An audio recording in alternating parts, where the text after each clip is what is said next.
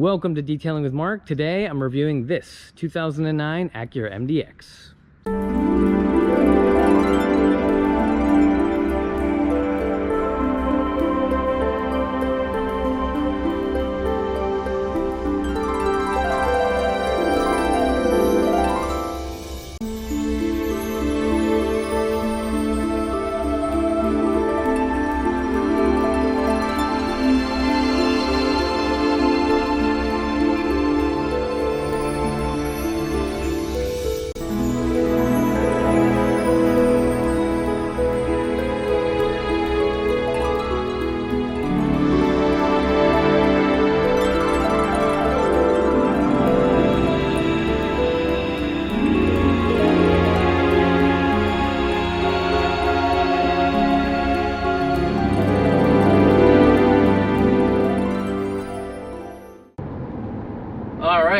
Driving the MDX. Some YouTubers are driving their 10th McLaren this year. Others are admiring their new Pagani Huayra or Ford GT.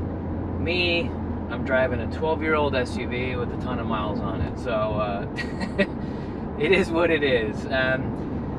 Welcome to my 2009 Acura MDX. So why am I reviewing this car? Well, there's a few reasons. One is that the used car market is super hot right now for a variety of reasons. Prices have shot up and people are looking older and older to buy cars because they're cheaper. I mean, the used values are at an all-time high.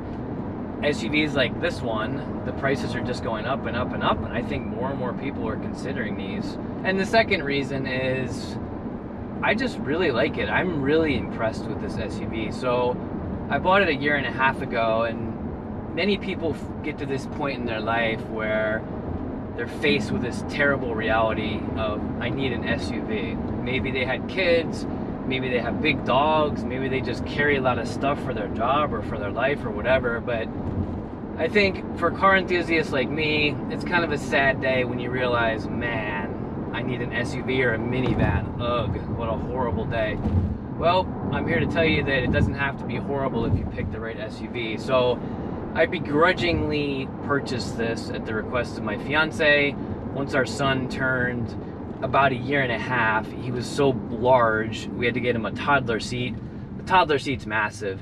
Cramming the toddler seat into a tiny sedan, which I used to have, and her Lexus sedan, it was just too tight. So, and then we also found when we went on road trips, which wasn't frequent, but when we did, we needed strollers and baby gates and all the gear that comes with having a kid, and it just, our cars outgrew it, frankly. So getting an SUV, while I resisted it for the longest time, it was just time. And I've been super happy with it, and I'm going to tell you why. So let's start off with my most important characteristic of any vehicle is handling.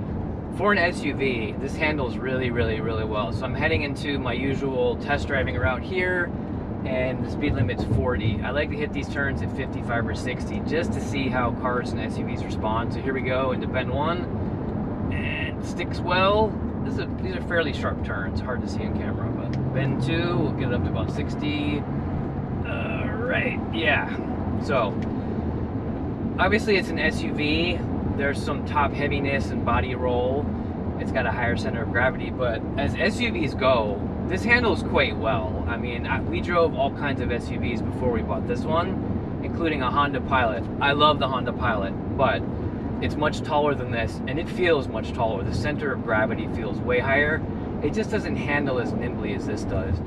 For an SUV, this sits fairly low, and it's got super handling all-wheel drive, which no exaggeration here, really, really helps dial out body roll and understeer and oversteer. It really, really, really works.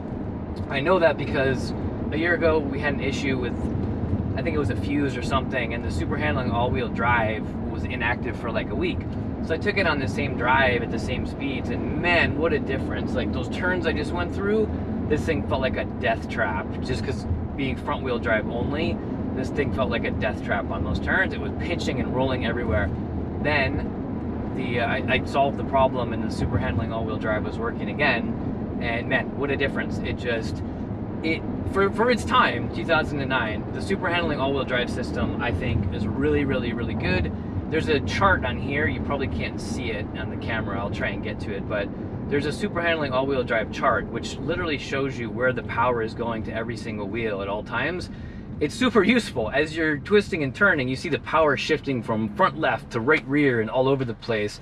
As we're about to take off from this light here, you'll see the rear wheels dig in much more power goes there.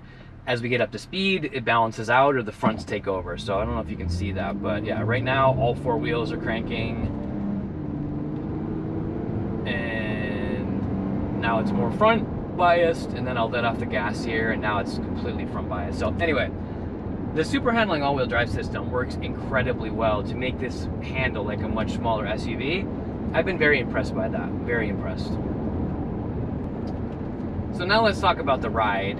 We're on a very well-paved country road here, so kind of everything rides nice here, but the ride is really good on this. I think it's got fairly high-profile 255 width tires, which are a really wide contact patch, which is awesome. I think that helps a lot with the handling, but even more so, it helps with the ride. This thing rides incredibly well, smooths out road imperfections. It rides almost like on a cloud.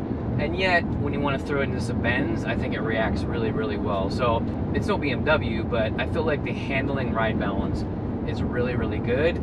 It's a very comfortable ride. All right, we're gonna try a 0 to 60 here. We got a bit of a hill, but let's try it anyway. So here we go. 0 to 60, maybe I'll brake torque it a little bit just to give us a little extra advantage. All right, 0 to 60.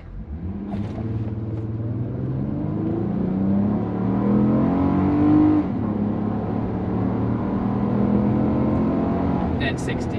Okay, so not a rocket by any means, but it gets the job done. I think where this car excels, in my opinion, having driven this for a year and a half a lot, is like really low end acceleration. So 0 to 30 I think is really strong. Power kind of fades away after that. And then on the highway, it's a VTEC motor. So on the highway, when VTEC kicks in, there's a million memes about that, but legitimately, when VTEC kicks in on the highway, it gives you pretty decent top end power. So I feel like the power band is generally really good.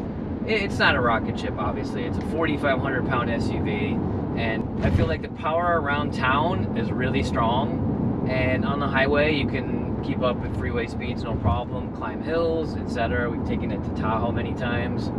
It's no problem. I think the power is adequate. So back to the engine, and you can listen to the nice growl in a second here. The engine makes a really, really pleasing growl.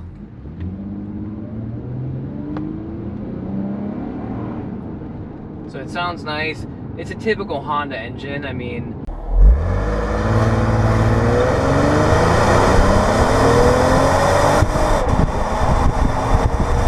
I guess one last thing on the engine, it's definitely not the quietest thing. When you rev it up, there's a noise, but it's a good noise. I personally love it, you know, as someone who would rather be in a sports car but is stuck in an SUV sometimes. I love the noise. Are there SUVs with quieter engines? Absolutely. This one's got quite a bit of sound to it, and I like that personally. You may not. It's smooth, it's punchy, it sounds good. It's a great engine. 3.7 liter V6, 300 horsepower, 275 foot-pounds of torque. That was a lot of power for a V6, especially in 2009. It's got plenty of power, and it needs it. This thing weighs 4,500 pounds. It needs the power to haul itself around, for sure. So funny enough, before we bought this, we were looking at newer MDXs. Not brand new, because we don't want to take a depreciation hit, but we were looking at certified pre-owned MDXs, 2016, 17, and 18. Much newer than this one, newer body style, different engine, different transmission. So we were looking at those, and most of them were in like the $30,000 to $35,000 range, and we thought, hey, this is the way to go. Let's get as new as we can, and you know, it'll have the CPO warranty and so forth. So when I buy cars, I'm very, very methodical. Here's what I did. I had the salesman line up two 2016s, two 2017s, two 2018s, front wheel drive, super handling, all wheel drive. I wanted to experience everything. So we literally had them all put in a row, and we just drove them back to back to back. And I found something interesting out, which is, first of all, the newer MDXs have less power than this one. At least the 16 through 18s have 290 horsepower and like 252 or 260 torque. Less power, but they're actually several hundred pounds lighter, so they're quicker. The thing that killed it for me was the transmission. The newer MDXs and much of Acura's new family has a 9-speed automatic transmission. I absolutely hate that thing. I hate it. It is super jerky, and when you give it gas, it feels like you're never in the right gear. It hunts and pecks for gears forever. It was pretty abrupt. Sometimes it would just like slam shift into gear, which I obviously didn't enjoy very much. I just didn't like it at all. And you know, I know obviously it's in the name of efficiency. 9 gears, upshifting quickly, get you better gas mileage. And we'll talk about gas mileage later, because the gas mileage is atrocious in this thing. But I just could not live with that 9-speed automatic transmission. I absolutely hated it. Since then, I've talked to many friends and coworkers who bought a newer MDX. I said, how do you like it? And they said, we like it, except for the transmission. It's awful. So it's not just me, and if you search the forums, there's other kind of chatter about it. But anyway, the newer MDX is obviously much nicer, lighter weight than this, so they're a bit more agile. I just couldn't get past the transmission. So I purposely looked older. I wanted the transmission to have as few gears as possible. This is a 5-speed auto, and it's awesome. I drove this, I fell in love with it. Super smooth transmissions, shifts when you expect it to, very, very smoothly. I loved it. Obviously, having only 5 gears kills the gas mileage and other things, but overall, I decided I could live with that. So speaking of the gas mileage, huge engine, only 5 gears. Obviously, it doesn't get great gas mileage. I believe it's rated at 16 city, 21 highway. That's about what I average. I get about 15, 16 pure city. On highway trips, pure highway, we've gotten 21, maybe 22, which isn't bad. Mixed driving, I get 17 to 18. Not great, but when you consider the total package this is, I'm so happy with it. The gas mileage, to me, is just the cost of doing business in this car. I'll gladly deal with poor gas mileage for all the other things I love about this. So I have very few cons of this car, to be honest with you. Gas mileage is one, and I'm fine with it. Another one is there tends to be a bit of road noise. Again, though, I mean, that could be the tires that are on here. I mean, I bought this from a dealer. They put cheaper tires on it. Obviously, that's a factor, right? If I threw Michelin's or nice Pirellis on here, I'm sure the road noise would be drastically reduced. So I'm not going to bash this thing for road noise. The tires I bought it with, which are brand new, by the way, there's a decent amount of road noise. The bigger problem I have, and I can show you in a second here, is when the sunroof cover is open. Not the sunroof, just the sunroof cover. It's really, really, really noisy. So I'm gonna cut to another video segment here. So when I originally was recording this video, I had the sunroof open here and the GoPro mounted to the sunroof itself. I thought, hey, perfect vantage point, right? That's what I did in the Teslas. Well, no, that's when I discovered, wow, this thing has horrible, horrible sunroof noise with the sunroof cover open. I'm gonna cut to the video. I was pretty agitated and I had to do a total reshoot of this thing, but it gives you an idea of driving this thing with the sunroof cover open, just how noisy it is. It's super, super annoying. Now, I drive with it closed most of the time. I hate sunroofs. I don't usually open the cover or the sunroof itself. I just don't like them. So it's not an issue for me. But if you are the type that likes to let the sun in and open the sunroof cover, or you'd like to have the sunroof open itself, it's super, super, super noisy in here. Just know that going in. Oh, one of the complaints of this car you can probably already hear. I'm gonna have to reshoot most of this video because of it, but so I have the sunroof cover open. The sunroof itself is closed. That's what the camera's mounted to, but you can hear how much noise comes in through the sunroof. It's really annoying. It's just, have a listen. All right, here we are on the freeway.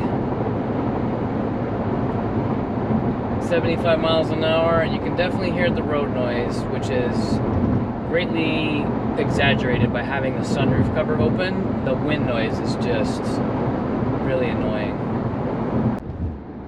So, you know, honestly, those are my really only two main cons with this SUV, are the poor gas mileage and the road noise, mainly the sunroof noise.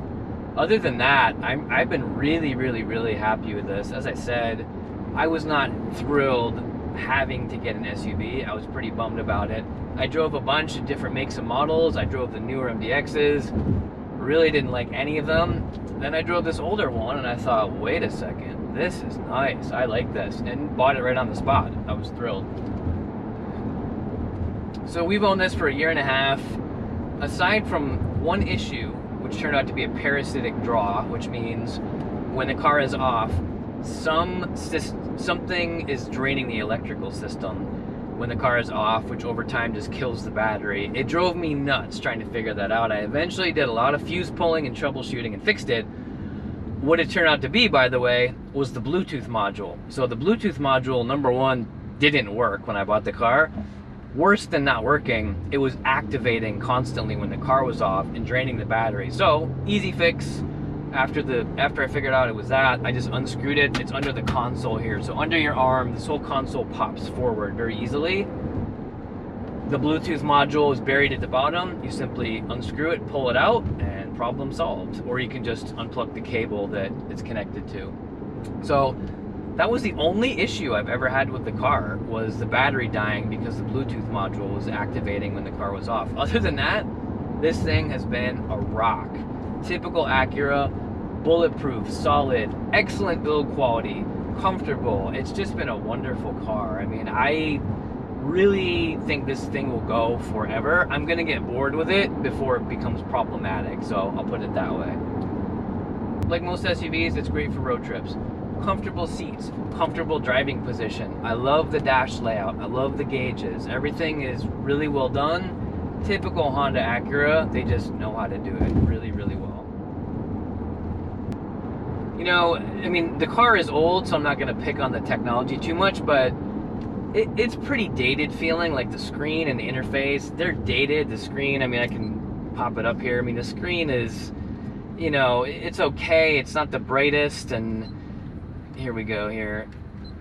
The screen's okay, you know, the interfaces are kind of so-so. It's got this, you know, the main navigation menu here, kind of, this is for the nav, but just the general operating system here looks like something from a 20-year-old Garmin GPS, but, you know, it doesn't bother me that much. I don't even use this whole center stack. I literally use none of the features here, so it's not really a problem for me. Obviously, I don't use the Bluetooth because the Bluetooth doesn't work.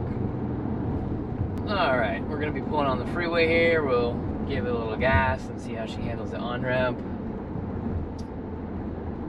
Like I said, the car handles confidently. You know, when I drove a lot of SUVs I've driven, you throw them hard into an on-ramp and they feel like they're just gonna tip over, and that really makes me nervous. This doesn't feel that way. The handling is pretty crisp. You know, there's body roll, but I feel very confident, like now throwing it into this bend on the on-ramp, it handles it very confidently. I could take it faster if these slow pokes were in front of me here, but they are.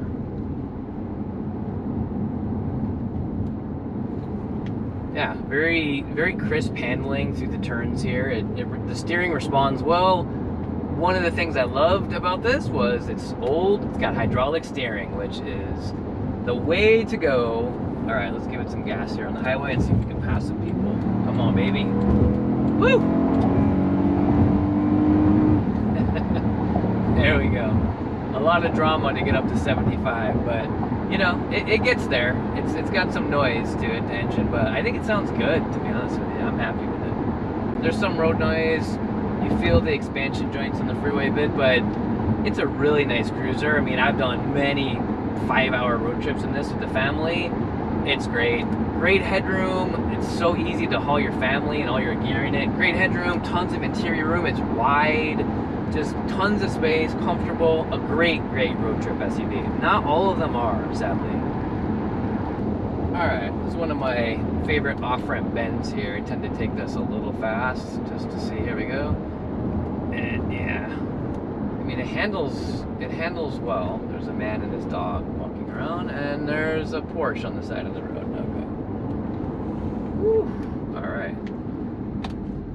So those are sharp turns on the off-ramp. One goes one way, one goes the other, and obviously the purpose is to slow folks down, and this handles those like a champ. I mean, this just carves into those, no problem. When I throw this into a hard turn, at no point do I feel like it's gonna tip over or lose grip.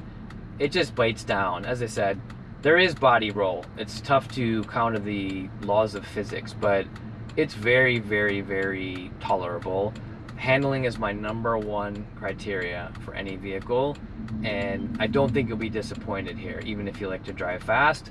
Not that you should be if you're hauling your family and young kids around, but if you need to make an emergency maneuver, whatever, this will handle it well. Obviously, Mercedes, Porsche, BMW are going to outhandle this, no problem, but you're in a whole different reliability tier with those. And if you watch my other videos, you know how much I love German cars. I've owned 4 BMWs. I wanted an X5 so badly. My fiance talked me out of it, and I'm glad she did. This is bulletproof. This thing is absolutely bulletproof. You can torture it and throw anything you have at it. It's absolutely bulletproof, and it still handles and drives reasonably well. So you just can't beat the package. Enjoyable to drive, powerful, good handling, absolute bulletproof reliability. I mean, what else do you want, honestly? I paid $12,000 for this with 88,000 miles on it. I mean, that's fantastic in my book. So I have 0 complaints with this thing, other than I get bored quickly and I want a Tesla and I want a Cayenne and I want a X5M and, you know, you name it. But aside from just boredom and wanting to drive faster, way cooler cars that handle better, there's no reason to ever get rid of this thing. I mean, it is just a trooper, and I think we'll keep it for quite a while, honestly. So let's talk about the braking for a minute. That's also important to me. This car brakes really well. I'll give you a little demonstration here. We're doing about 55, and I'll just kind of apply the brakes quickly. Not all the way to the floor, but I mean, it hauls itself down really quickly with very little pedal effort. The pedal effort is very progressive as well. So top of the pedal, middle, bottom of the pedal, they all bite to some degree. Very smooth, very easy to modulate, great brake feel, great brake stoppage. For a 4,500 pound, 12-year-old SUV, this thing brakes incredibly well. No pulsation, no hesitation, just smooth, progressive stops. It's great. So we're heading back into the first set of corners that I tackled. So they seem even sharper going the other way, but 35 miles an hour recommended. I'm doing about 55. And let's see how she handles. So these are sharp. All right, lots of body roll, but it sticks really well. Staying steady on the speed. This turns even sharper. Let's see. Lots of body roll. Ooh, almost 60. I mean, it does about as well as you can expect for an SUV of this size and weight. I've taken Teslas through that curve. I've taken BMWs through that curve. I've taken an i8 BMW of all things through that curve, which handles really well. I didn't hit much higher speeds in those cars. I mean, they took the corners obviously a lot easier than this does, but I hit similar speeds in this, and while it was a little sketchy and there was some body roll, you know, I was always in control. There was no danger. It wasn't like dangerously fast or anything like that. So, you know, I guess one last comment here on the steering. It's pretty precise. So I'm obviously going up a hill now. I'm doing about 60. So not the best place to demonstrate, but the old hydraulic steering's got great precision. As you can see here, as I move the wheel, I mean, not only does the car move, but it feels precise. It's not wobbling all over the place. So fairly accurate, precise steering for an older SUV of this size and weight. It's not a Porsche, obviously, but I think it's quite good, and helped by the fact that it's hydraulic. You feel every movement does something to the car. A lot of modern electric steering systems don't quite have the feel, and they don't have quite the connectivity where when you move the wheel, something happens. So one more comment on the super handling all-wheel drive. Now, I've spent decades looking into all-wheel drive technology, trying to figure out which one is the best. So Audi Quattro is regarded as one of the best. Subaru is symmetrical all-wheel drive. BMW has xDrive. I've owned or driven all these cars in the snow, in fact, and they all do well. One thing I heard before I bought this was, oh yes, Acura's super handling all-wheel drive. It's great on dry pavement to help improve dry handling, but it can't compare to Quattro or xDrive in the snow. Those are just way more advanced for slippery conditions. Well, I took this to Lake Tahoe. I went through hail, freezing rain, ice, snow, an inch of snow, deep packed snow, you name it. This thing was an absolute champ. Obviously, didn't hurt that I have pretty new tires on this, but the point being is, I heard a lot of criticisms that super handling all-wheel drive can't compare to Subarus or Audis or BMWs alternatives, and I found that to not be the case. Granted, I haven't put them through some very scientific torture test, but I've taken all the aforementioned cars up to Lake Tahoe in the snow, in various conditions, ice, snow, as I said, rain, sleet, you name it, and I feel like the super handling all-wheel drive did about as well as any of those did. Now, are the other ones better and more advanced? They might be, and Quattro specifically is well known, and Subaru, so it's probably more advanced, but for my day-to-day use, this thing has been a champ through Tahoe, so gets my vote there.